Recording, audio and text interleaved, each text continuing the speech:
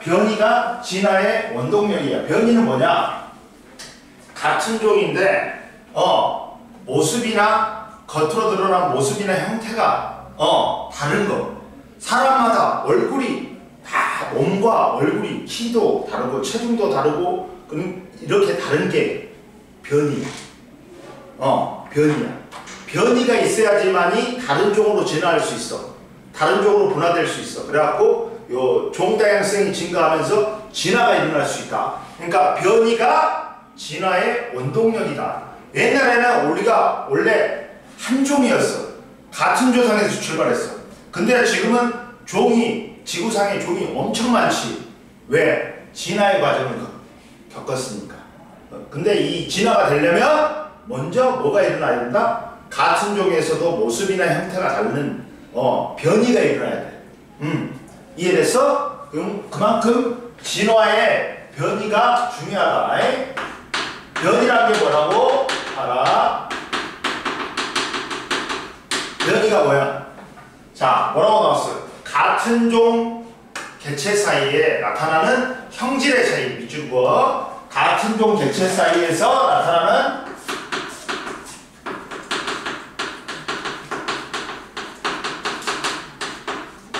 형질의 차이를 보는 거예요. 이게 변이야. 즉 사람마다 얼굴 모습이 다 달라. 그러니까 사람을 구분할 수 있잖아. 이게 형질이에요. 인간이란 종 사이에 같은 개체 사이에 나타나는 같은 종의 개체 사이에 나타나는 형질의 차이를 말한다. 그리고 일반적으로 변이는 두 개가 있어. 유전적 변이하고 비유전적 변이를 말하는데, 일반적으로 변이란 건 뭘 의미한다? 유전적 변이를 의미한다.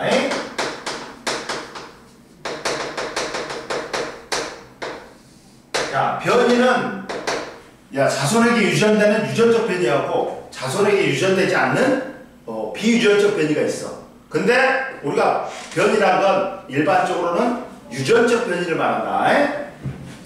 그러면 원인은 뭐야? 자, 우리가 엄마로부터 N개를 받아. 염색체를. 아빠로부터 염색체 N개를 받아. 그러다 보니까 우리가 엄마도 닮고 아빠도 닮는 거야. 근데 이 유전적 차이가, 변이가 염색체 때문에 나타난다? 아니야. 염색체 위에 있는 유전자라는 게 있어. 봐봐. 이런 게 있어요. 염색체가 있어. 이거는 일종의 염색 부체인데, 이렇게 A, B, C, D가 써진 게 이게 유전자야. 염색체 위에 있는 특정 부위야. 여기가 이 유전자가 뭘 갖고 있다? 유전정보를 갖고 있어. 이 유전정보대로 형질이 나타나는 거야. 이해됐어? 즉, 이 변이는 뭐 때문에 나타난다? 이 유전자 때문에 나타나. 그러니까 다른 변이가 나타나는 건 개체가 지닌 뭐다? 유전자 차이 때문에 나타나.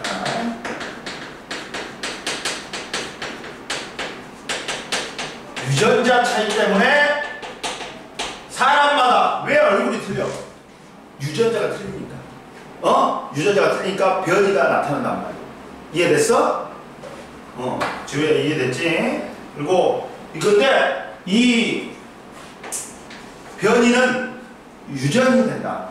야, 형질이 유전적 변이는 형질이 자손에게 유전이. 그러다 보니까 너희들이 엄마도 닮고 아빠도 닮는 거야. 이해됐어? 그래서 이 변이가 뭐다? 변이가 진화의 원동력이 된다. 진화를 다른 말로 말하면 같은 종이었는데 다른 종으로 나뉘는 거. 종의 분화가 나타나는 거야. 그래갖고 종의 분화가 나타나가지고 유전적으로 다양해지는 게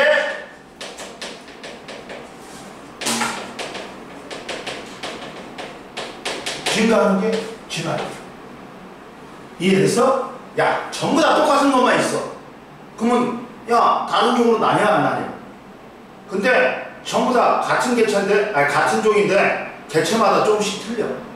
그러다 보면 어떻게 돼? 오랜 시간이 지나면 세대를 거듭하면 다른 종으로 변화돼. 그러니까 종수가 많아지는 게 진화예요. 그러니까 변이가 있어야지만이 뭐가 일어난다? 진화가 일어난다. 전부 다 똑같은 놈만 나오면 세대를 거듭해도 어떻다? 똑같은 놈이에요. 한 종만 생겨. 근데 같은 종인데 조금씩 모습이 틀려. 변이가 나타나. 그러면 오래되다 보면 얘들이 다른 종으로 나뉘어. 그리고 종이 많아져. 이게 진화인 거야. 그러니까 변이가 진화의 원동력이야. 여기서 변이는 유전적 변이를 말해, 비유전적 변이를 말해. 유전적 변이를 말했지. 이해됐지? 야, 지금 대답도 잘하고 지금 표현도 잘하는데? 부모님들은 안 그러던데?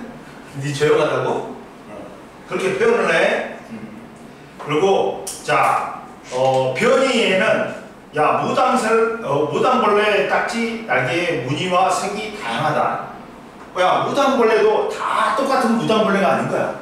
개체마다 조금씩 틀려. 무늬가. 그 다음 자, 사랑 앵무새의 깃털색이 다양하다. 다양하다. 앵무새도 사랑 앵무도 전부 다 변이가 나타나. 개체에서. 그리고 깃털색이 다양한 거. 그리고 여기는 유전적 변이를 말했어. 써놔봐. 여기 묶어갖고 얘들은 뭐였다? 이거였다. 이거의 특징이었다. 유전적 변이의 특징이었다. 근데 비유전적 변이가 있어.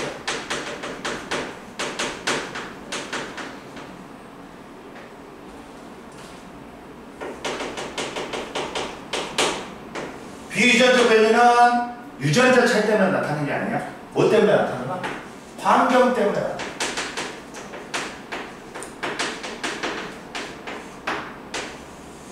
그 다음 유전이 돼야 안 돼. 자손에게 형질이 자손에게 유전이 안 돼.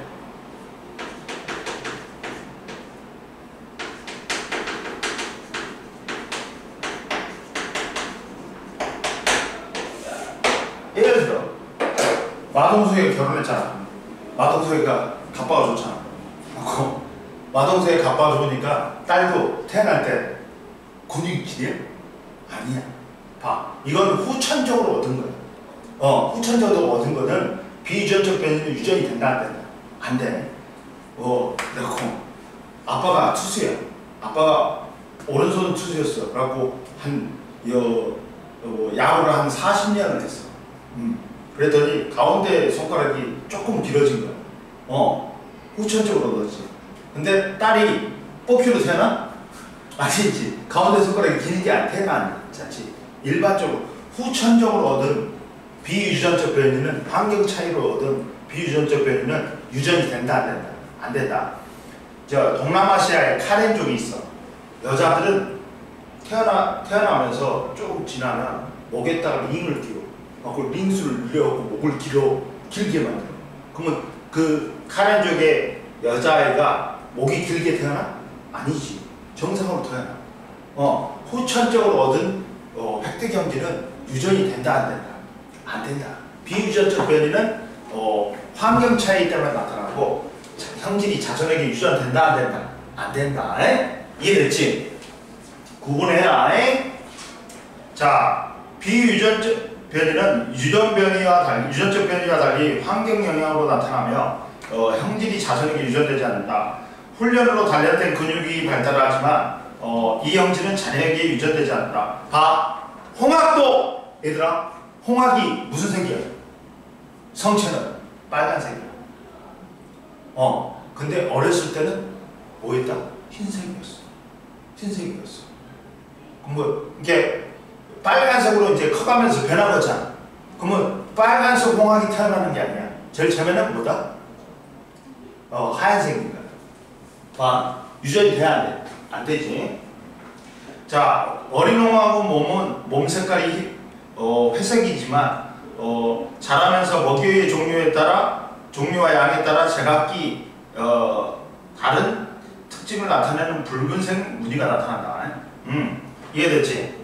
그리고 변이가 나타나는 원인이 두 가지가 있다. 그러면 이런 변이가 나타나는 원인이 뭐다? 두 가지가 있어. 같은 종인데 형질이 차이가 나타나. 이게 왜 그럴까? 첫 번째 이유는 돌연변이야.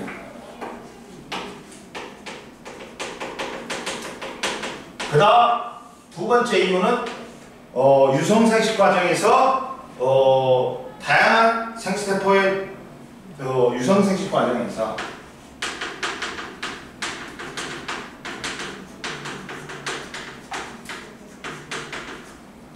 생세포의 다양한 조업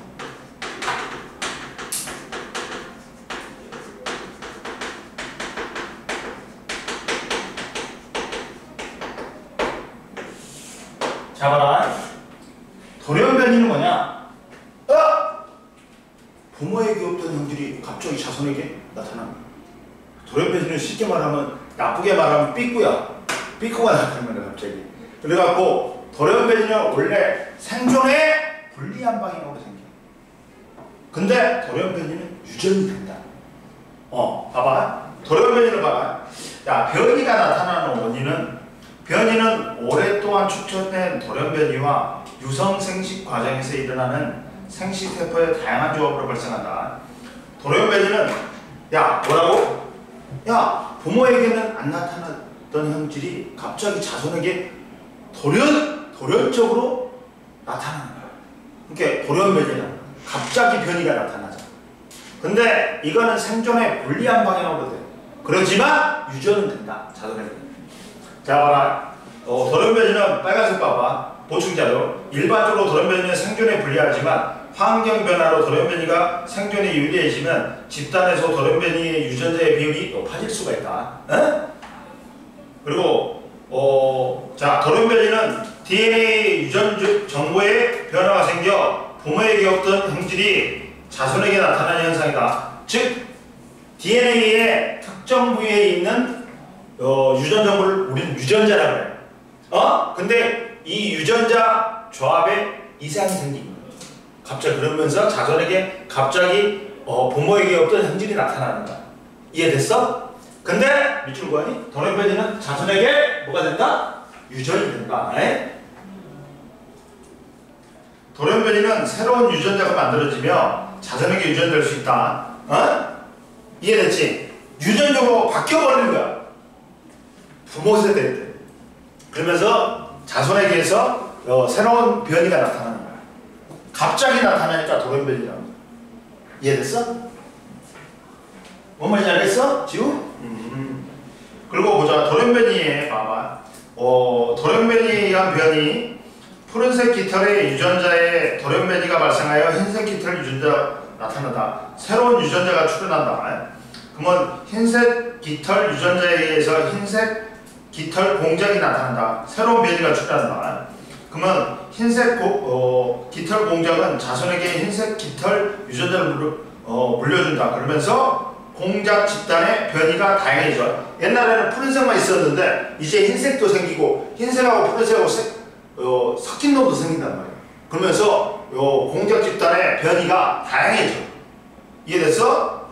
그러면 봐라. 원래는 푸른색 깃털 유전자가 자 색소 단백질을 이 유전자에 의해서 색소 단백질이 많이 합성돼.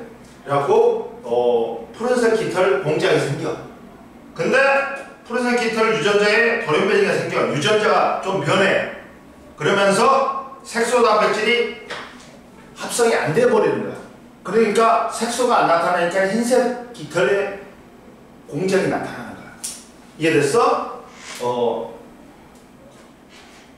그러면서 흰색 깃털 공작이 나타나면 푸른색 깃털 공작만 있던 집단에 흰색 깃털 공작이 나타나 변이가 다양해진다. 옆에 보자. 자, 옆에 보충 자료에 봐봐. 변이가 나타나는 과정은 개체가 가진 유전자의 차이에 따라 합성되는 단백질의 종류와 양이 달라져 그에 따라 형질이 나타나는 거야. 유전자가 변하니까 그 단백질을 합성하는 효소가 종류하고 양이 변해버려. 그러면서 형질의 차이가 나타나는 거야. 그러니까 우리가 있잖아, 이런 게 있어. 야, 우리나라 사람들, 야, 멜라닌 색소가 있어. 우리 색깔을 나타내는 멜라닌 색소가 있다. 흑인은 멜라닌 합성 요소를 많이 만들어. 그래갖고 멜라닌 색소가 많이 만들어져. 갖고 흑인은 검은색 피부가 검은색으로 나타나는 거야. 우리는 중간 정도 만들어져. 멜라닌 합성 요소가. 갖고 중간인 황인종은 중간이 나타나요. 근데 백인은 어떻다? 멜라닌 합성 요소가 적게 만들어져. 갖고 멜라닌 색소 거의 안 만들어지니까 백인이 되는 거야. 근데 눈동자 색깔도 멜라닌 색소하고 관련돼. 우리는 갈색 눈동자야.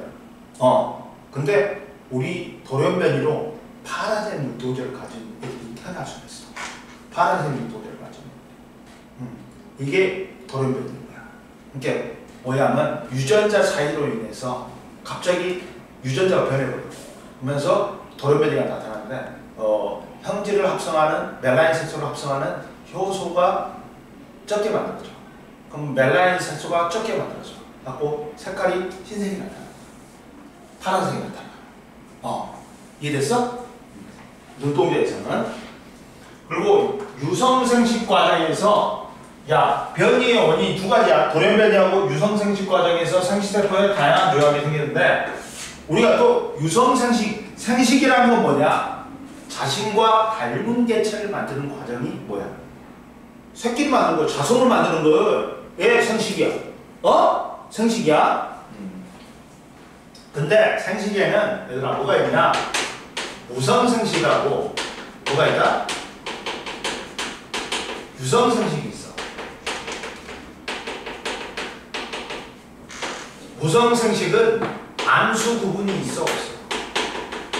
구분이 없어. 생식세포 만들어 안 만들어? 안 만들어.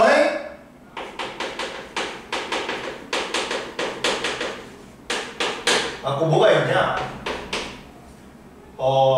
분열법 하나가 두 개가 돼.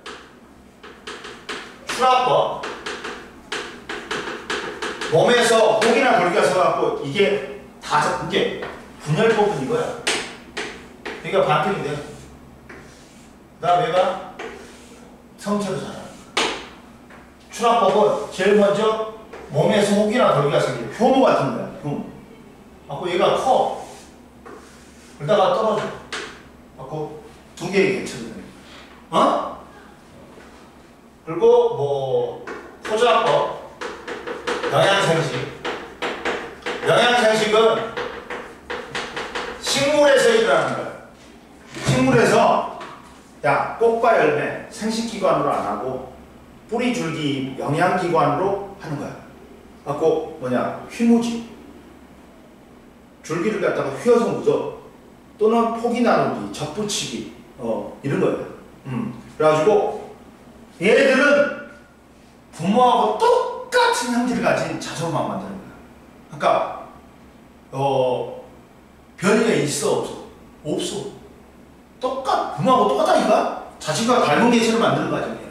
그러다 보니까 형질이 한 종이에요. 그러니까 환경장국의 유리에 불리하지.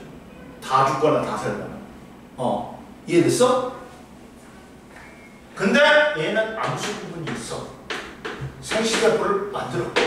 그러다 보니까 생식세포, 정자하고 난자하고 다양한 정자하고 난자하고 형질을 가진, 유전자를 가진 정자하고 난자하고 결합하고 수정량이 돼. 그러다 보니까 다양한 형질의 자손이 생겨. 변이에 그러다 보니까 환경정의 유리에 불리해. 유리하지. 왜? 환경이 변해도 여러 개를 낳았더니 형질이 다양한 건 여러 개를 낳았더니 그 중에 살아남는 놈이 있어. 이해됐지? 이렇게 우리는 이거는 뭐야? 뭐 사람이나 동물들이 뭐 유성생식하잖아. 우리 정자하고 난자하고 결합해갖고 수정란을 만들잖아. 이해됐어?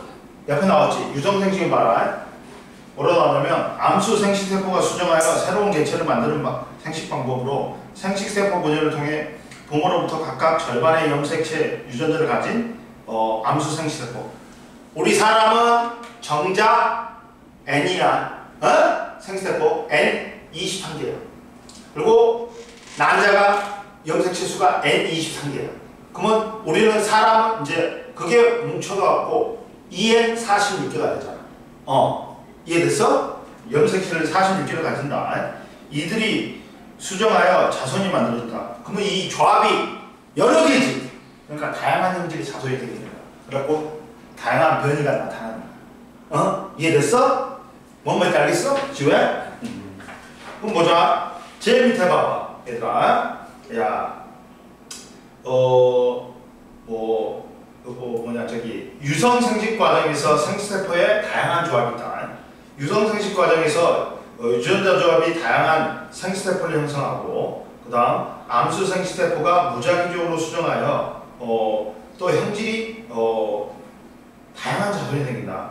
유성 생식 과정에서는 봐라, 유전자 조합이 다양한 생식세포를 만들어. 이 첫 번째 이거고, 그리고 이 다양한 유전자를 가진 생식세포들이 또 수정을 해. 그러니까 더 다양해져. 형질이. 그러면서 변이가 많이 일어나니까 환경적으로 유리한 거야. 이해됐어? 이해됐죠? 그러면 유성생식 과정에서 생식세포의 다양한 조합 봐봐. 얼룩무늬 털을 가진 부모에게서 유전자 조합이 다양한 생식세포가 형성돼. 그리고 암수 생식세포가 무작위로 수정하여 유전적으로 다양한 자손이 태어난다. 따라서 얼룩무늬 털 부모로부터 여러 가지 무늬를 가진 강아지가 태어날 수 있다. 자, 얼룩무늬 무늬 털을 가진 부모는 유전자가 흰색 털 유전자 황색 털 유전자, 갈색 털 유전자가 있어. 그래갖고 생식세포가 다양하게 만들어져. 이게 무작위적 수정해갖고 흰색이 태어날 수도 있고, 얼룩무늬가 태어날 수도 있고, 갈색이 태어날 수도 있어. 봐봐. 그러다 보니까 형질이 어떻게 돼? 다양해지지. 그래갖고 변이가 다양하게 나타나는 거야. 이해됐어? 그러니까 변이의 원인은 두 가지야. 뭐야? 첫 번째, 돌연변이. 두 번째가 유성생식 과정에서 생식세포의 다양한 조합. 그리고 이 생식세포의 무작위적인 수정으로 경우의 수가 많이 생기는 거야. 두 가지야. 이렇게 봐봐. 첫 번째는 첫 번째는 뭐야? 유성생식 과정에서 다양한 생식세포의 다양한 조합이 생기는 거야. 그리고 이 생식세포들이 다양한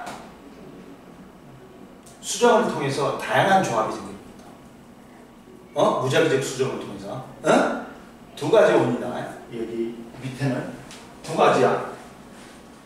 다양한 생식세포가 생기고, 유성생식 과정에서 이 생식세포가 다양한 생식세포가 다양한 조합이 생기는 거야. 이해됐어? 올라와. 23페이지. 자, 23페이지에 보면 진화설이 있어. 봐봐. 유전에는 멘델 이전과 멘델 이후로 나올 만큼 굉장히 멘델이라는 사람이 유전에서는 굉장히 중요한 부분을 차지했어. 터닝 포인트였어. 근데 진화론에서는 누구다? 다윈이라는 사람이 있어. 종의 기운이라는 책을 냈어, 이 사람이. 그래갖고 자연 선택설을 주장했어. 진화론에서. 이 사람이 이전과 이 사람 이후로 나올 만큼 진화론에서는 다윈이 중요한 거야. 영국의 과학자지. 찰스 다윈. 들어봤지? 이 사람이 갈라파고스 군도 가고 거기가 천혜 자연의 보호야. 그래가지고 거기 가고 연구해 가지고 종의 기운이라는 책을 썼어. 나도 그 원본을 사고 싶어. 원본. 양장으로 되는데 졸래 비싸 요새. 요새는 진짜 한 몇백만 원 할까? 이렇게 그 책을 나도 갖고 싶어. 근데 그냥 요 판다를 더라고 영국에서. 근데 졸라 비싸대. 근데 봐봐, 그 진화 노래는 여러 가지 있었어. 뭐 경리설, 뭐 또 뭐 있냐, 돌연변이설, 그리고 자연선택설, 영무령설. 옛날에 영무령설이 있었는데 라마르크란 너 잠오지? 앉아? 잠하나? 라마르크라고 있는데 라마르크라는 사람이 주장인데 영무령설은 야 쓰면 발달하고 안 쓰면 어떻다? 퇴화된다는 거야. 그러니까 야 그렇잖아. 몸을 운동을 많이 했어. 그러면 근육이 커지지. 몸집이 커져. 근데 이제 커지고 안 쓰면 퇴화된다는 거야. 근데 이 영부령설에 치명적인 약점이 있어. 뭐냐? 획득경지는 후천적으로 얻은 획득경지는 유전이 돼야 안 돼. 안 돼. 그래서 얘도 사장됐단 말이야. 그래갖고 근데 이제 여러 가지 진화설이 있었는데 이제 제일 그래도 곽광받는 게 지금까지 인정받는 게 자연선택설이야. 다인이시야. 이해됐어? 그래서 우리가 자연선택설을 배우는 거야. 아? 이해됐니? 자, 두 번째 자연선택을 보자.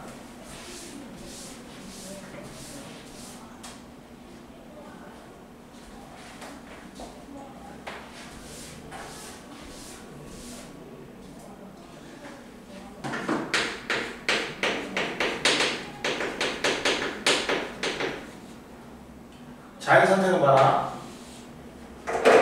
자연선택은 자 뭐라고 나왔냐?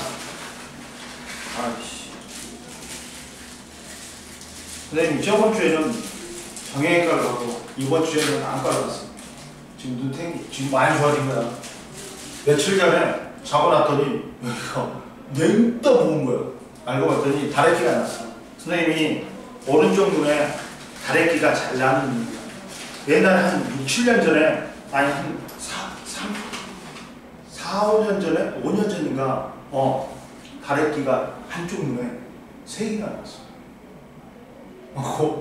눈이 있다 거의 눈이 이렇게 돼버린다. 실눈 뜨듯이 있잖아. 돼버린 거야. 그래갖고 갔더니만 쬐야 된다.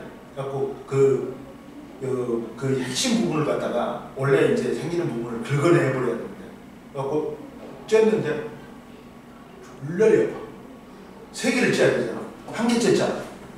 1개 쬐는 졸라 아프니까 그 기억이 있잖아. 두 번째 쬐 때는 다 아픈 거야.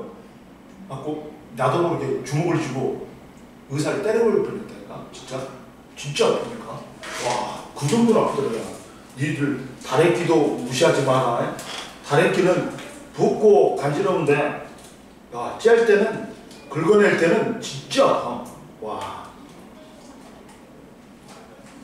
이거 술 좀 먹으면 안 되네. 나도 며칠째 술 먹는 거지.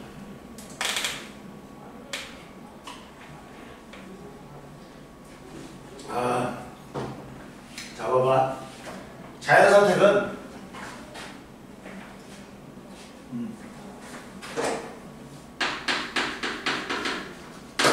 원래는 옛날에는 자연선택설 작년까지만 해도 책에서 자연선택설이라 했거든. 근데 이제 자연선택을 보다 자 자연선택은 봐라. 제일 먼저 자연 상태에서는 변이에 따라 개체마다 다른 게 제일 먼저 다른 환경에 적응하는데 다양한 변이가 있는 개체들 중에서 환경에 적응에 유리한 형질을 가진 개체가 그렇지 못한 개체보다 더 잘 살아남아서 자손에 더 많은 남기는 걸 자연선택. 그게 자연에 선택받는다는 거야. 그러니까 뭐냐면 야, 그 어느 한 종에서 막 있잖아. 어떻게 돼? 뭐냐면 한 종에서 첫 번째 뭐냐면 한 종에서 많이 나.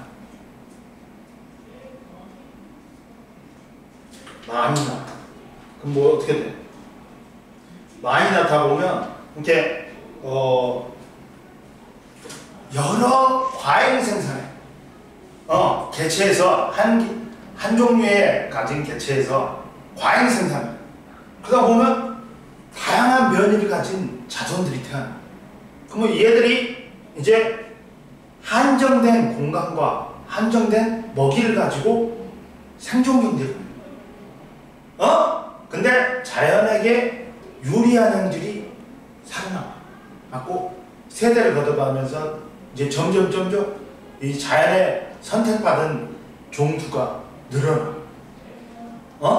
그러면서 어떻게 돼? 이제 그 종의 비율이 높아지면서 그 종으로 나뉘는 거야. 되는 거야. 이게 기린이 원래는 목이 짧았다. 근데 기린이 과잉 생산했어. 목의 길이가 다양해. 근데 너무 많이 생성하니까 먹이나 공간이 한정적이야. 그러면 이 먹이하고 공간을 놓고 이 애들이 생존 경쟁을 해. 근데 목이 짧은 기린은 밑에 있는 나뭇잎만 먹지.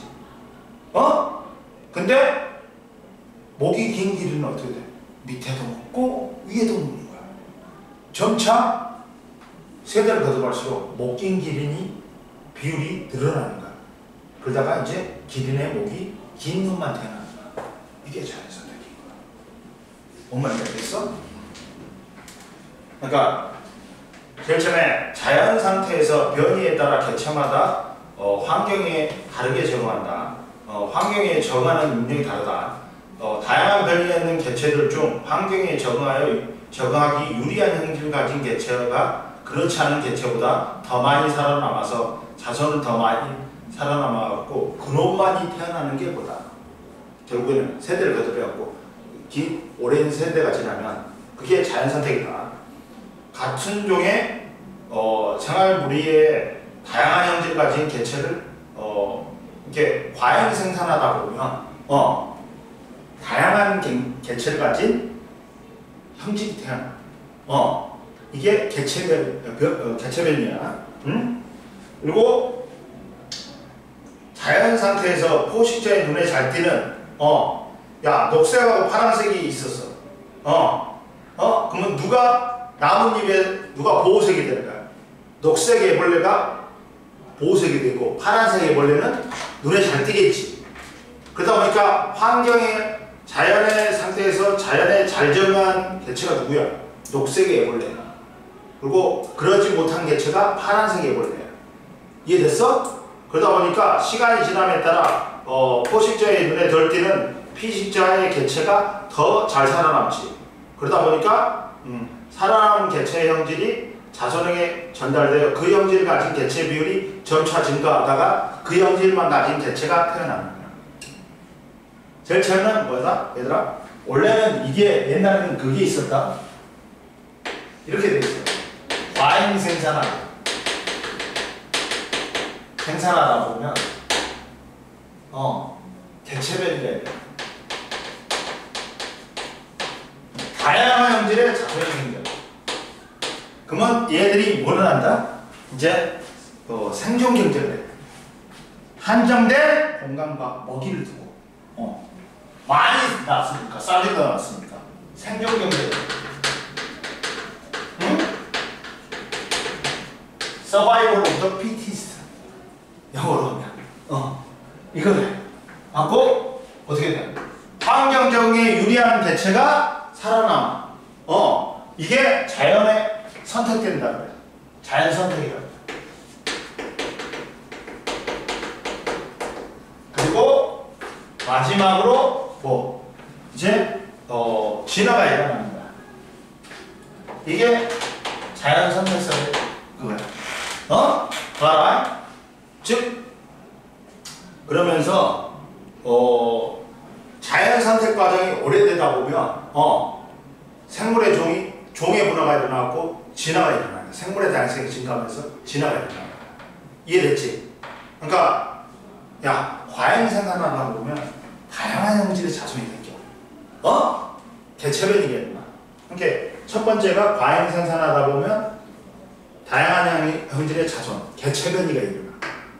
그 다음 이제 이게 생존 경쟁을 해. 갖고 자연 선택된단 말이야. 생존에 유리한 형질을 가진 개체가 살아남아.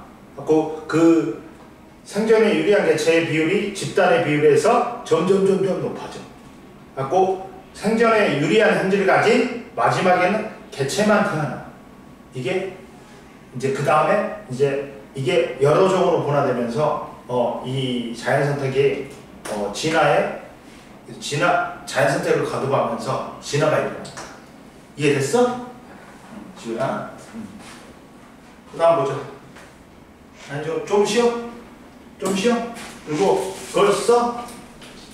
지우는 써. 이해됐어 안 됐어? 너 오늘 시간 있었구나. 화장할. 우리 토요일날 다다음 주 토요일날은 쉴 거야. 지우야. 뭔 말인지 알지? 왜냐면 8월 1일, 2일, 3일 금토일이 8월달에 5주가 있어. 그러니까 한 번 쉬어도 상관없어. 뭔 말인지 알지? 그리고 지우는 야, 네 010 몇 번이야? 010 2025 26 그 다음 3748 선생님 전화 올게. 갔어? 이거 선생님 전화번호야. 지우야. 입력하면 돼. 과학 선생님 입력하면 돼.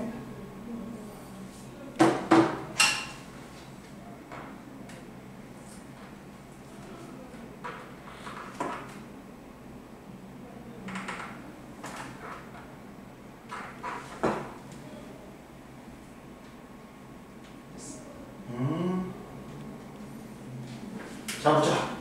그래서 자연선택 과정에 대한 모의 실험이 있다. 자, 가에서 빨간색 도화지 위에 세 가지 색, 빨간색, 노란색, 초록색 과자를 각각 10개씩 올려놓고 잘 섞는다. 그 다음 모둠원 3명은 각각 눈을 감았다가 떴을 때 가장 먼저 눈에 띄는 과자를 젓가락으로 한 개 집어서 도화지 밖으로 꺼낸다. 이를 반복하여 한 사람당 과자를 5개씩 꺼낸다. 그러면 남은 과자의 수를 색깔별로 센 다음 같은 색깔의 과자만 남은 수만큼 추가하여 잘 섞는다. 그러면 과정 나를 갖다가 2에 반복하여 결과를 펴기로 한다. 야, 첫 번째 빨간색 도화지 위에 뭘 놔뒀어? 빨간색, 노란색, 초록색 과자를 놔뒀어. 제일 처음에는 전부 다 10개씩이었어.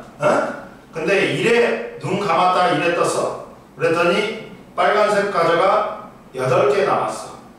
그래갖고 8개를 추가했다. 그래갖고 16개가 됐다. 근데 노란색 과자는 3개가 남았대. 그래갖고 3개를 추가했어. 그래갖고 6개가 됐어. 그리고 초록색 과자는 4개가 남아가지고 4개를 추가했어. 그래갖고 8개가 됐어. 그래갖고 이해 했더니 야, 빨간색 과자가 10개가 남았어. 그러니까 10개를 추가했어. 그래갖고 20개가 됐어. 그리고 노란색 과자는 2개가 남아갖고 2개를 추가했더니 4개가 됐어. 그 다음 초록색 과자는 3개가 남아갖고 3개를 추가했더니 6개가 됐어. 3회를 했더니 빨간색 과자는 12개가 남아갖고 12개를 추가했어. 그래갖고 24개가 됐어. 노란색 과자는 1개가 남아갖고 1개를 추가했더니 2개가 됐어. 초록색 과자는 2개가 남아갖고 2개를 추가했더니 4개가 됐어. 봐봐. 빨간색 도화지에 빨간색 과자는 야, 눈에 띄어 안 띄어? 안 띄지. 잘. 그러니까 환경에 적응에 유리한 형질인 거야. 나머지 초록색 과자하고 노란색 과자는 눈에 잘 띄잖아. 환경에 적응하기 불리한 과자인 거야. 그러다 보니까 환경에 잘 적응한 과자는 전체 집단의 비율이 세대를 거듭할수록 어떻다? 높아지는 거야. 그러다가 누구만 살아남아? 빨간색만 살아남는 거야. 그 빨간색 형질만 나타나는 거야. 이게 자연선택이잖아. 뭔 말인지 알겠지? 이번에는 야 빨간색 도화지를 초록색으로 도화지로 바꿔서 가나를 반복했더니 누가 많이 살아남아? 초록색 과자가 많이 살아남겠지. 자연선택 받겠지. 이해됐어? 즉 해석은 과자가 놓인 도화지는 환경을 의미하고 도화지색을 바꾸는 것은 환경 변화를 의미한다. 과자의 색깔은 각기 다른 것은 과자의 색깔이 각기 다른 것은 변이를 의미하고 과자를 도화지 밖으로 꺼내는 것은 포식 등에 의해서 무리해서 제거되는 것. 과자를 추가하는 것은 자손을 남기는 걸 의미한다. 이해됐어? 지구야 이해됐어? 결과 및 결론은 과정을 반복할수록 빨간색 도화지에는 빨간색 과자의 비율이 초록색 도화지에서는 초록색 과자의 비율이 높아지며 다른 색깔의 과자 비율은 낮아진다. 특정 환경에서 생존에 유리한 형질을 가진 개체는 그렇지 않은 개체에 비해 더 잘 살아남아 살아남은 개체의 형질이 자손에게 전달되고 그 형질을 가진 개체의 비율이 높아진다. 그리고 옆에 나왔지. 포식은 뭐야? 포식과 피식이 있어. 야, 시라소니하고 흰색 눈토끼 있지. 중에 누가 포식자고 누가 피식자야? 포식자는 잡아먹는 놈, 시라소니야. 그리고 흰색 눈토끼는 뭐야? 잡아먹히는 피식자야. 그러니까 우리가 자 과자를 빼내. 그러면 이건 뭐야? 포식자에 의해서 먹히는 거야. 포식당하는 거야. 환경에 적응에 불리한 형질을 가진 개체이기 때문에 눈에 잘 띄는 거야. 갖고 먼저 잡아먹히는 거야. 이해됐어? 그리고 과자를 추가하는 건 뭐라 했어? 자손을 남기는 거야. 그 개체가 형질에 유리한 환경에 적응에 유리한 개체기는 자손 수를 더 많이 남기는 거야. 이해됐어? 그러니까 자연선택, 환경 적응에 유리한 형질을 가진 개체가 살아남아.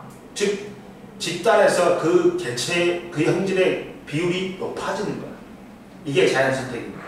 이해됐어? 그리고 여기서 도화지 색 변화는 뭐다? 도화지는 환경이라 했지. 도화지 색이 변하는 건 환경 변화를 의미해. 이해됐어? 넘겨. 24페이지 보자. 24페이지 보자. 자, 보자. 24페이지에 봐라. 자연선택의 예가 있다. 자연선택의 예.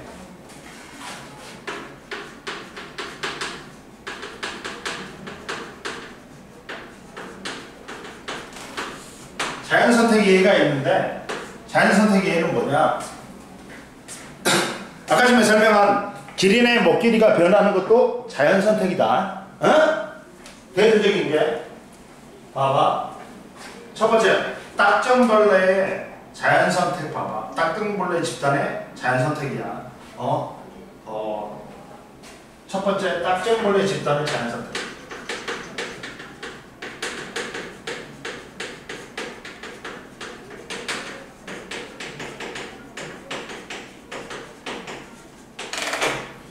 딱정벌레 집단의 자연선택은 산불로 인해 토양이 검게 변하는 환경에서는 어두운 몸의 색깔의 딱정벌레가 자연선택되어 그 집단 내의 비율이 높아진다. 그럼 환경 변화는 자연선택의 방향에 영향을 준다. 자, 원래는 봐봐. 토양이 약간 갈색이었어. 근데 산불이 나니까 타버리지. 그리고 토양이 무슨 색으로 변했어? 검게 변했단 말이야. 원래는 황토색 약간 황토색 집단에는 토양에는 딱정벌레 집단의 다양한 몸의 색깔을 가진 개체들이 존재한다. 근데 산불이 나니까 토양이 무슨 색으로 변해버려? 환경 변화가 일어나고 검은색으로 변해버리지.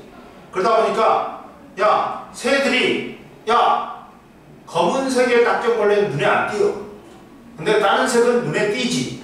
그러다 보니까 산불이 일어난 토양이 검게 변하여 새의 눈에 덜 띄는 어두운 색깔의 딱정벌레는 살아남고 어두운 색이 아니고 좀 밝은 색을 띠는 놈들은 잡아먹히는 거야. 그러면 어두운 색들이 자연 선택받은 거야. 그래가지고 살아남은 개체가 자손을 남겨 집단 내에 어두운 몸 색깔의 딱정벌레 비율이 증가하는 게 뭐다? 이게 자연 선택이다. 이해됐지? 그리고 이제 옆에 봐.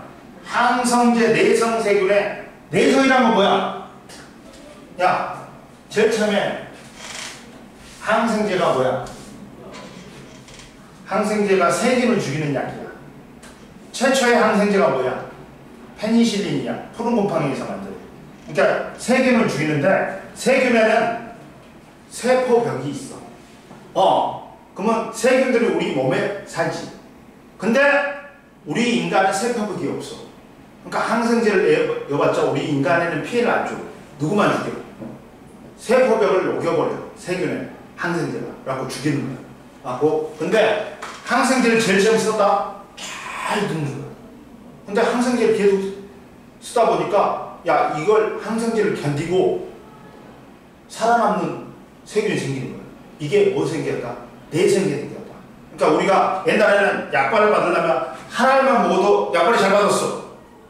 근데 이제 시간이 지나니까 계속 복용하다 보니까 한 1년 지나니까 한 알 가지고 효과가 나타나. 그래서 2알, 3알 점점 약의 복용량이 늘어나는 거야. 이게 내성이 생겼다. 그거에 건드버리는 거야, 이제. 응? 죽지 않고. 근데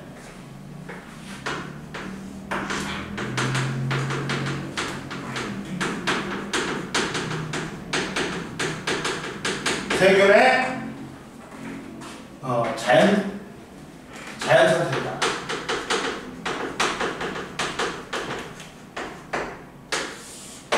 항생제 내성세균의 자연 선택 봐봐. 자, 항생제를 지속적으로 사용하는 환경에서는 항생제 내성세균이 자연 선택되어 점차 그 집단에서 비율이 높아진다. 그리고 자연 선택은 생물 집단이 변화하는 환경에 적응하게 한다. 그러면 이때 항생제 내성세균은 항생제를 갖다가 뿌렸을 때 항생제를 줬을 때 내성세균이 생겼다? 아니야. 그 전에 항생제를 사용하기 전에 이미 돌연변이로 나타났던 거야. 중요하다. 이거 시험 문제 잘 나온다. 항생제 내성세균은 항생제를 사용했을 때, 처음 사용했을 때 이제 그 다음에 생겼다. 아니야. 항생제를 사용하기 전에 이미 돌연변이로 생긴 거야. 이해되니? 오늘 한번 옆에 봐봐. 옆에 나왔잖아. 미춘것. 옆에 주위에 나왔잖아. 자, 항생제 내성세균은 등장은 항생제 내성세균은 항생제 사용으로 나타난 게 아니라 돌연변이 등으로 인해 항생제 사용 전에 집단 내에 이미 존재하고 있었던 거야. 돌연변이라는 놈이 있잖아. 갑자기 나타나는 놈 있잖아. 이해됐어? 이미 항생제를 사용하기 전에 돌연변이 등으로 인해서 이미 집단 내에 있었어. 근데 봐라. 항생제 내성세균의 자연선택. 그러면 집단 내에 항생제에 내성이 없는 세균하고 항생제 내성세균이 있었어. 근데 항생제 내성세균은 적었어. 그러면 항생제를 사용하지. 그러면 항생제에 내성이 없는 세균들이 많이 죽어. 근데 항생제 내성세균은 살아남아. 그러면서 계속 항생제를 사용하다 보면 항생제 내성세균의 비율이 증가해. 그래가지고 결국에 항생제 내성세균만 살아남는 거. 자손을 남기는 거야. 이해됐어? 이것도 자연선택이지. 이해됐니? 제일 처음에 많은 세균 중에 항생제 내성세균이 일부가 존재했다. 항생제를 처음 사용했다. 그러면 항생제를 사용하면 항생제 내성이 없는 세균이 대부분 죽는다. 시간이 경과하니까 항생제 내성세균의 자손을 남겨 그 비율이 점차 증가한다. 그리고 계속해서 항생제를 사용했더니 집단 내의 모든 세균이 항생제 내성세균을 가지게 되었다. 항생제를 지속적으로 사용하는 환경에서 자연 선택에 통해 항생제 내성세균 집단이 형성될 수 있다. 그리고 옆에 보충자료 제일 위에 봐봐. 인간 활동에 따른 자연 선택 보자. 인간 활동 인간의 특정 활동이 자연 선택에 영향을 주기도 한다. 항생제, 살충제를 지속적으로 사용하는 항생제 내성 세균, 살충제 내성 곤충의 비율이 증가했다. 큰 대구를 많이 잡아 대서양의 대구의 평균 크기가 작아져서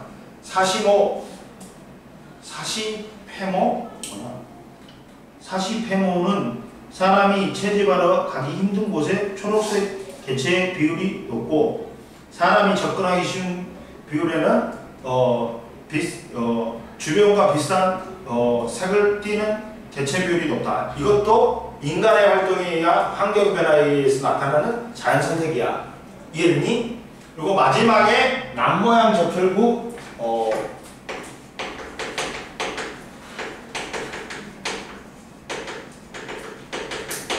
자연 선택이다.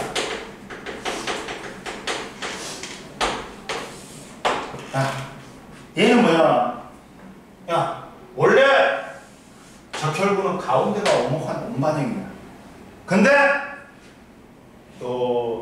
야, 뭐가 발생해? 유전자 도련변이가 발생해. 그리고 유전자가 여섯 번째 아미노산을 만드는 유전자가 염기서열이 유전자에 유전정보가 있는데 유전정보는 염기서열에 의해서 결정돼. 염기서열 세 개가 하나의 아미노산을 지정하거든. 근데 여섯 번째 염기서열에 하나가 변해. 그러면서 원래는 여섯 번째 아미노산이 글루탐산이 만들어야 돼. 근데 염기서열 하나가 변해갖고 발린이 만들어져. 그러면서 비정상적인 단백질이 만들어져. 갖고 아미노산이 만들어져. 갖고 비정상적인 단백질. 원래는 적혈구에 산소 운반하는 헤모글로빈이라는 단백질이 있다. 이게 비정상적인 헤모글로빈이 만들어져. 그러면 헤모글로빈이 무슨 역할을 하냐? 산소 운반 역할을 해. 그렇고 유전자의 돌연변이가 일어났고 아미노산 하나가 글루탐산에서 발린으로 바뀌어. 그러면서 비정상적인 헤모글로빈이 만들어지면서 비정상적인 적혈구가 만들어져. 남모양 적혈구가 만들어져. 그러면 얘는 산소 운반 능력이 떨어져. 그리고 이게 지그들끼리 붙어버려. 혈관을 막아. 조직이나 기관으로 혈액 공급을 막아. 치명적인 손상을 입혀. 악성빈혈에 걸리거나 악성빈혈에 걸려갖고 죽을 수도 있어. 이게 남모양 적혈구다. 자, 근데 남모양 적혈구는 산소 운반 능력이 떨어지지.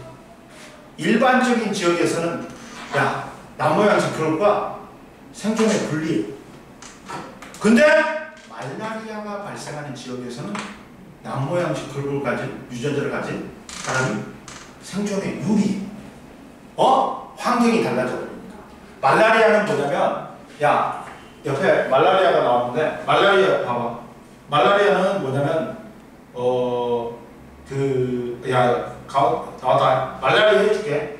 자, 첫 번째 말라리아 발생하는 지역에서는 아프리카 일부 지역에서는 남모양 적혈구 유전자를 가진 사람의 비율이 다른 지역보다 높게 나타난다.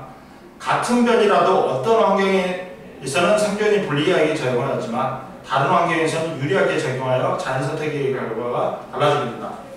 우수한 놈이 자연 선택되는 게 아니야. 환경에 잘 적응한 놈이 자연 선택되는 거야.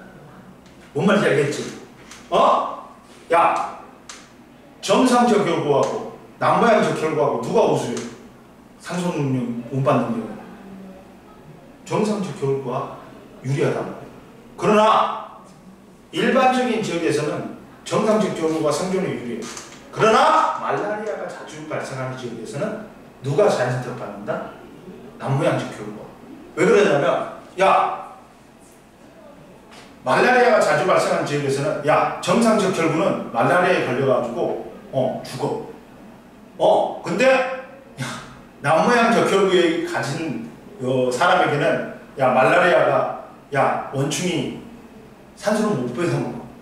그러니까 버텨버려. 그러니까 오히려 말라리아가 죽어버려. 원충이. 그러니까 얘가 유리한 형질이야. 환경에. 그럼 봐라. 자, 남모양 적혈구는 봐. 옆에 나왔어 설명이. 남모양 적혈구는 요 산소 반응이 떨어지면 모세혈관을 막아 혈액의 흐름을 느리게 하여 악성 빈혈을 유발한다. 그리고 옆에 남모양 적혈구의 유전자의 자연선택 봐봐. 남모양 적혈구는 헤모글로빈 유전자의 돌연 변이가 나타나며 생존에 불리하기 때문에 일반적으로는 드물게 발생한다. 근데 말라리아를 일으키는 말라리아 원총은 적혈구에 유생하는데 남모양 적혈구에는 산소를 못 뽑아먹어. 그래서 증식하기가 어려워. 그러다 보니까 어려워. 남모양 적혈구를 가진 사람은 말라리아에 잘 걸리지 않는다. 즉 말라리아에 대한 저항성이 있는 거예요. 그러다 보니까 말라리아가 많이 발생한 지역에서는 남모양 적혈구가 유전자가 생존에 유리하게 작용하는 거야. 오히려. 그래서 남모양 적혈구가 자연 선택되어 다른 지역보다 남모양 적혈구의 유전자의 빈도가 높다. 선생님 말했지. 우수한 형들이 자연 선택되는 게 아니야. 환경적에 유리한 놈이 뭐 되는가? 자연 선택되는 거야. 원래 남모양 적혈구는 일반적인 지역에서는 환경이 불리해. 적응이 해. 그러나 말라리아가 자주 발생하는 지역에서는 환경 적응에 유리라고 살아남는 거야. 말했지? 옆에 풀어봐. 문제. 풀어보세요. 잠깐.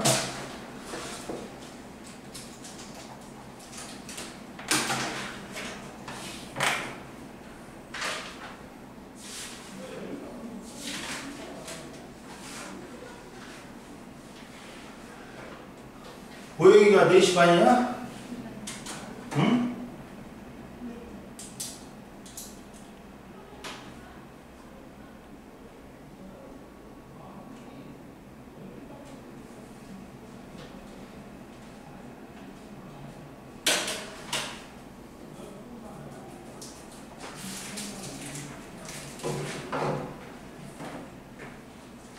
지우야, 선생님 말한 거 다 이해돼? 모르면 바로 말해. 지우 열심히 해. 뭐 말도 잘하네. 왜 부모님들은 그러냐? 그래? 알았어. 이제 과학은 많이 해야 된다. 이제 중학교 때가 틀리다. 봐봐. 중학교 때는 누가 잘 이해하냐는 거지. 그러니까 네가 벼락치기 가능하단 말이야. 근데 고등학교 때는 누가 잘 이해하냐는 거야. 그러다 보니까 벼락치기가 힘들어. 그러다 보니까 그 평상시에 개념 이해하고 문제풀이까지 필수적으로 해야 된단 말이야. 네가 공부 방법을 바꿔야 돼. 알았지?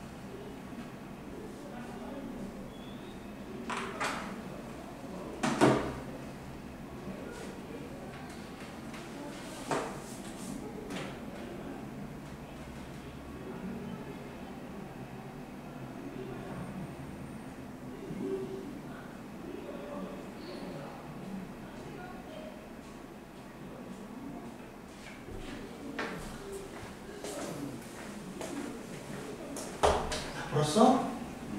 조금 기다려.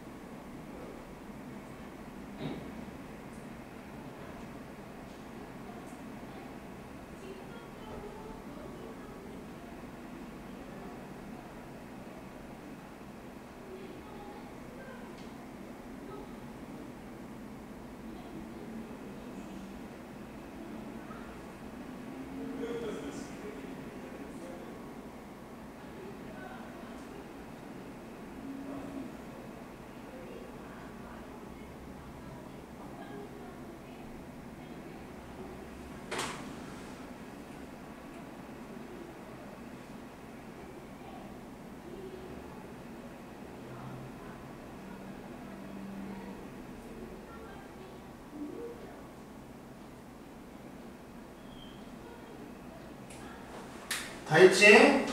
자, 보자.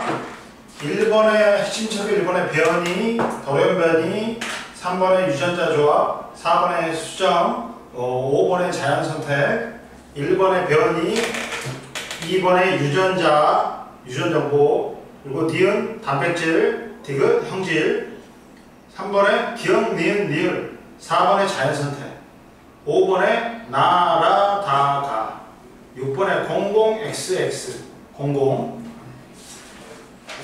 그리고 자 26페이지 펴자. 26페이지 변이에 의한 자연선택이 변이와 자연선택에 의한 생물의 진화. 자 변이가 진화의 원동력이라 했지. 변이가 있어야지 자연선택이 있어. 그리고 자연선택이 있어야지만이 진화가 있는 거야. 이해됐어? 진화라는 건 뭐라고? 보여봐. 진화가 뭐야? 변이와 자연선택이 있으면 종의 분할, 한 종이 여러 종으로 나뉘어지는 거야. 그러면서 생물의 다양성이 증가하는 게 진화야. 원래는 한 종이었어. 근데 이게 여러 종으로 나뉘는 게 그 과정이 진화인 거야. 이해됐어? 진화는 다른 말로 하면 종의 분화로 인한 생물의 다양성의 증가야. 이해됐어? 그럼 보자.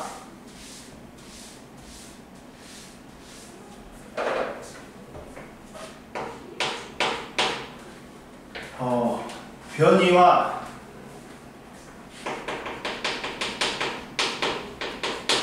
자연선택에 의한 생물의 진화.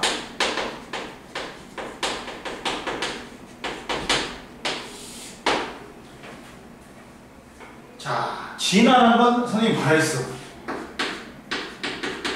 정의가 뭐다? 변이와 자연선택에 의한 종의 분화야. 종의 분화에 의한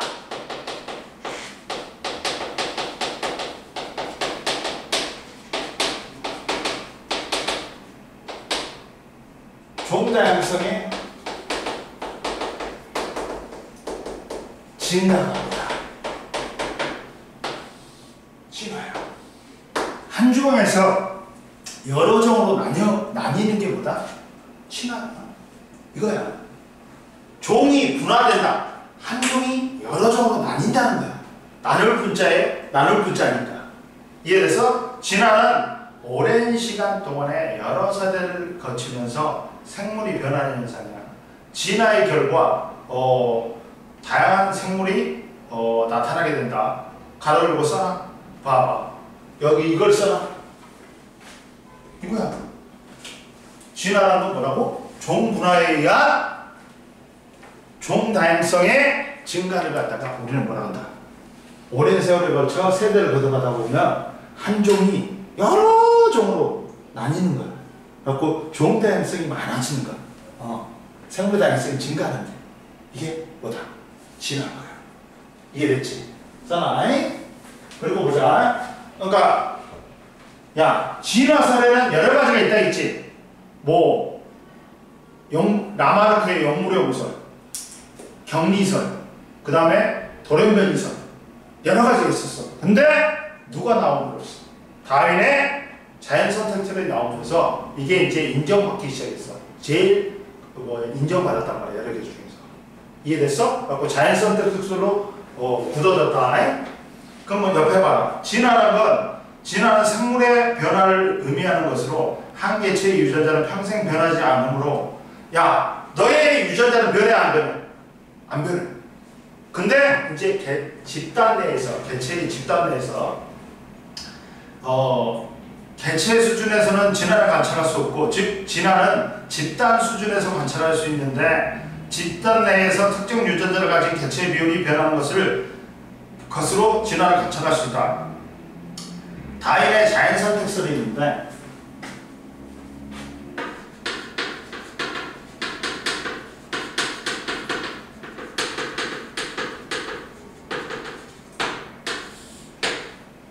야, 진화론에서는 누구? 다윈 이전과 다윈 이후로 나올 만큼 중요한 사람이야. 다윈은 옆에 봐라. 다양한 환경에 살아가는 생물을 관찰하다가 종의 기호를 발표하면서 이 책에서 다윈은 자연 선택을 바탕으로 하는 진화론을 주장했다. 그러면 다윈의 자연 선택설은 다윈의 진화론으로 변이와 자연 선택으로 생물의 진화를 설명했다. 자연 선택설의 진화 과정. 순서 변화. 아까 전에 선생님이 했다.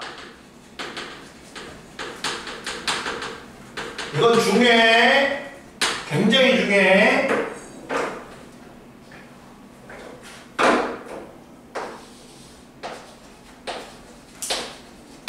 제일 먼저 뭘 해? 야, 한정된 먹이와 서식 공간을 놓고 이 새끼들이 그냥 무책임하게 졸라 애새끼를 많이 낳아.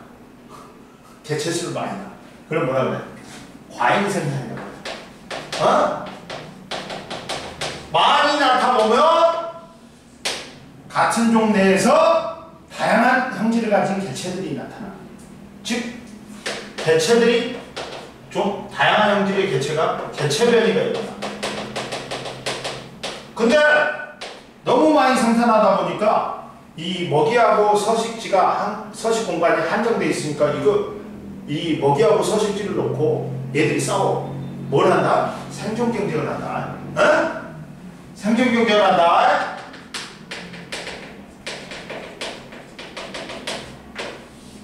가지고 과잉 생산과 변이는 생물이 주어진 환경에 살아남을 수 있는 것보다 더 많은 자손을 낳으면 과잉 생산이라고 하네. 이때 태어난 같은 종의 개체들 사이에 다양한 형질이 나타났다.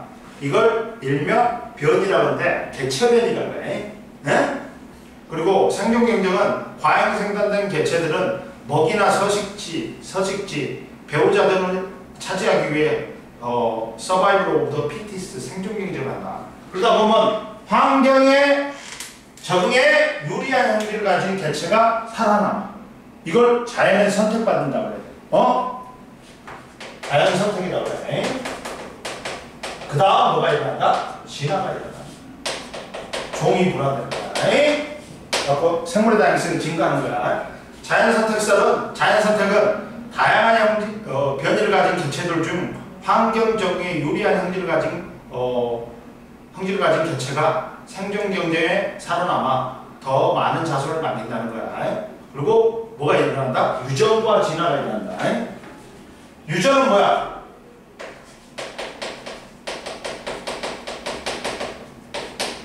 우리가 부모를 닮는 게 부모의 형질이 자손에게 전달되는 거야. 이게 유전이야. 그리고 유전과 진화는 생존 경쟁에 살아남은 개체가 생존에 유리한 형질을 자손에게 전달하여 유전이 일어나는 거지. 그 형질을 가진 개체의 비율이 높아져. 그리고 이 과정이 반복되면서 진화가 일어난다. 그러면 자연 선택설로 인한 기린의 진화 과정 설명. 봐봐. 첫 번째. 자, 기린이 과잉 생산했어. 그러니까 목의 길이가 다양한 기린이 태어나. 과잉 생산하니까 변이가 일어나지. 갖고 이것들이 한정된 먹이, 공간, 서식 공간, 배우자를 넣고 생존 경쟁을 해. 갖고 싸워. 근데 목긴 기린은 위에도 따먹고 밑에도 따먹고. 근데 따먹을 게 많아. 근데 목이 짧은 기린은 밑에만 따먹으니까 따먹을 게 별로 없어. 갖고 환경적에 유리한 목긴 기린이 생존 경쟁, 자연 선택을 받다. 그러면서 집단 내 세대를 거듭할수록 집단 내 목이 긴 기린의 비율이 늘어나. 그래갖고 결국에 기린의 목이 길어진 거야. 이게 제일 처음에 자연 선택으로 설명한 기린의 진화 과정 봐봐. 많은 수의 기린이 살고 있었어. 기린의 목의 길이는 짧은 것부터 긴 기린까지 다양해졌다. 과잉 생산과 변이가 일어났어. 목이 짧은 기린은 높은 곳에 입을 먹기 불리하여 죽었고, 목이 긴 기린이 살아남았다. 생존 경쟁을 하고 자연 선택이야. 살아남은 목이 긴 기린이 형질을 자손에게 전달하고 이 과정이 반복되면서 목 긴 기린이 번성했다. 유전과 진화야. 그래서 다인의 자연 선택의 과정은 과잉 생산과 변이, 생존 경쟁, 자연 선택, 유전과 진화야. 근데 옛날에 그 진화설에 뭐 또 있었다? 옆에 봐라. 라마르크의 용불용설이 있어. 용불용설은 뭐라 했어, 선생님? 야, 자주 쓰는 기관은 발달하고 쓰지 않는 기관은 퇴화된다는 거야. 그러면 많이 사용하는 기관은 발달하고 자손에게 유전되고 사용하지 않는 기관은 퇴화되어 진화가 일어난다고 설명했다. 원래 예를 들면 기린의 예로 들지. 기린의 목이 짧았어. 근데 기린이 밑에 것만 먹다 보니 목이 짧은 기린이었어. 밑에 것만 먹다 보니까 위에 것도 먹고 싶어. 그러다 보니까 지도 모르게 고기를 쭈삣쭈삣 내밀었어. 세월이 지나니까 기린의 목이 점점 길어졌다는 거야. 목을 많이 쓰니까. 그래서 목긴 기린이 태어났다는 거야. 나타났다는 거야. 근데 선생님 여기 용불용설에 치명적인 약점이 있다 했지. 후천적으로 얻은 획득 형질은 유전이 자손에게 전달이 돼야 안 돼. 유전이 돼야 안 돼. 안 돼. 응? 그래서 폐기된 거야. 즉, 봐봐. 예를 들어 기린이 높은 곳에 있는 나뭇잎을 따먹기 위해 목을 계속 사용한 결과 지금처럼 목이 길어졌다는 것인데 후천적으로 얻은 형질, 비유전적 변이는 유전되지 않으므로 현재는 받아들여지지 않고 있다. 그리고 자연선택설의 한계점도 있다. 자연선택설은 다인은 변이가 나타나는 원인과 부모의 형질이 자손에게 전달되는 원리를 명확하게 설명 못했어요. 왜 그랬냐면 멘델보다 다인이 전세대 사람이었어. 그러니까 멘델의 유전 원리를 몰랐던 거야. 그러다 보니까 그 한계점은 변이가 나타나는 원인하고 부모의 형질이 자손에게 전달되는 원리는 설명하지 못했어. 그러나 멘델의 유전 법칙이 나타나면서 이것도 설명 가능했어. 이해됐지? 그 다음 세 번째, 다양한 생물의 출현과 진화 보자.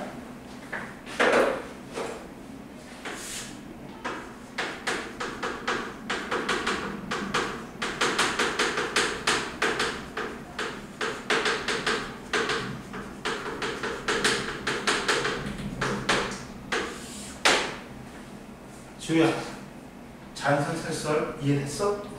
모르고 있어? 보자. 야, 보영이는 모르고 있어? 자, 옆에 궁금해봐. 자연 선택설에 의한 진화는 항상 오랜 시간에 걸쳐 서서히 일어났을까? 일반적으로 자연 선택에 의한 진화는 오랜 시간에 걸쳐 서서히 일어나지만 급격한 환경 변화가 나타나면 짧은 시간에도 자연 선택이 일어나 진화가 일어나기도 한다. 일반적으로는 서서히 일어나. 그러나 급격한 환경 변화가 일어나면 이것도 짧은 시간 내에 자연 선택이 될 수 있어. 자, 다양한 생물의 출현과 진화봐. 그러면 첫 번째, 지구 환경은 지속적으로 변해왔으므로 환경 변화는 자연 선택에 밑줄 그어요. 환경 변화는 자연 선택의 방향에 영향을 준다. 생태계 환경은 다양하므로 생물은 서로 다른 환경에 적응하며 다양한 방향으로 자연 선택되었다. 그러면서 지구에 다양한 생물이 나타나게 된다. 그러면 여러 종의 진화와 핀치가 다양한 변이를 가진 같은 종의 핀치가 갈라파고스 제도의 각섬에 적응하는 과정에서 환경에 유리한 변이를 가진 핀치가 자연 선택되고 되었고 이 과정에서 오랫동안 반복되면서 각섬에 살고 있는 핀치의 종류가 달라졌다. 자, 봐봐. 야, 종의 기원도 어디서 썼어요? 다윈이 갈라파고스 군도가. 여기가 아까 지금 말했지. 다양한 생물의 보고단 말이에요. 여기서 종의 기원이라는 자연 선택설을 발표한 거야, 책으로.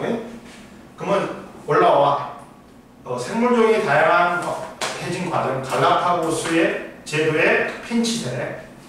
남아메리카 대륙에서 한 종의 핀치 무리가 갈라파고스 제도로 날라들었고, 그리고 각 섬마다 많은 수의 핀치가 태어났다. 야, 남아메리카 대륙에서 날아들어온 핀치가 6종이 있었어. 즉, 같은 종의 핀치 무리는 다양한 부리의 모양의 변이가 있었고, 먹이와 서식지를 차지하기 위해 서로 경쟁하였다. 근데 각 섬마다 먹이 환경이 틀려. 어디는 선인장이 많고, 어디는 크고 단단한 씨앗이 많고, 어디는 지렁이 같은 게 많아. 그러면 선인장이 많은 섬은 어떻게 되겠어? 여러 핀치 중에, 선인장에 많은 섬은 길고 뾰족한 부리를 가진 핀치가 살아남아 더 많은 자손을 갖는다. 오랜 시간이 지난 후 길고 뾰족한 부리를 가진 핀치가 번성했어. 이 선인장을 먹기 위해서는 길고 뾰족한 부리를 가진 놈이 환경에 적응에 유리한 거야. 그 놈이 살아남아갖고 많은 수의 자손을 남길 거야. 근데 크고 단단한 씨앗이 많은 씨가 많은 섬은 크고 단단한 씨앗이 많은 섬은 크고 두꺼운 부리를 가진 핀치가 살아남아 더 많은 자손을 남겼다. 오랜 기간이 지나면 크고 두꺼운 부리를 가진 핀치가 번성했다. 즉 자연 선택받은 거야. 그러면서 각 섬마다 먹이 환경이 달랐고 먹이 환경에 적합한 부리를 가진 핀치가 자연 선택되었다. 같은 종의 핀치가 오랜 시간 동안 서로 다른 방향으로 자연 선택된 결과 서로 다른 모양과 크기의 부리를 가진 여러 종으로 진화했다. 아까 처음에 남아메리카 대륙에서 몇 종이 넘어왔다 했어? 6종이 넘어왔어. 근데 현재 갈라파고스 제도에는 부리의 모양이 조금씩 다른 몇 종? 14종의 핀치가 달고 있어. 종이 분화되면서 생물의 종 다양성이 증가했지. 이게 진화. 이해됐어? 그리고 옆에 봐. 또 다른 거. 그랜드 캐니언에 사는 다람쥐의 진화. 자, 그랜드 캐니언의 남북에 사는 강을 사이에 두고 흰꼬리 영양다람쥐하고 해리스 영양다람쥐는 같은 종의 다람쥐가 협곡에 의해 두 무리로 나누면서 각각 환경에 적응한 결과 두 종의 다람쥐가 됐어. 다른 종이 돼버린 거야. 원래 같은 종이었는데. 이해됐어? 숙제는 자, 여기 31페이지까지 풀고 자, 보자. 문제 줄게. 문제 하나 더 줄게. 야, 누구냐? 지우는 그거 봐. 지질실에 덮고 덕고운 티 들어가고 유튜브 지질시대만 와. 어? 변이는 보지 말고.